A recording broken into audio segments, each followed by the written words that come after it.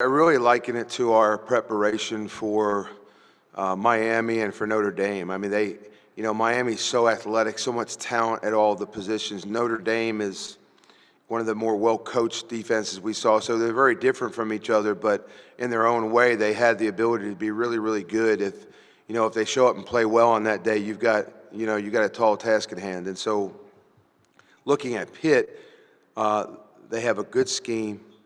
They've been running it for a while. There's veterans on the defense.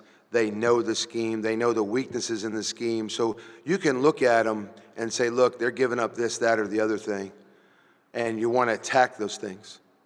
And then, when you look at those areas of supposed weakness on their defense, and you look at the production on those plays or in those areas, they do a really good job of defending, what it looks like should be their weakness. It's like cover two. You want to make that whole shot and throttle the fade down and make that two throw in there. We all know that, but a good cover two team knows their own weakness, and they do a good job of squeezing the hole and defending it so that you can't attack it the way you really think you can, schematically on the board. And that is how Pittsburgh's defense is. Pittsburgh's defense is going to suffocate the front.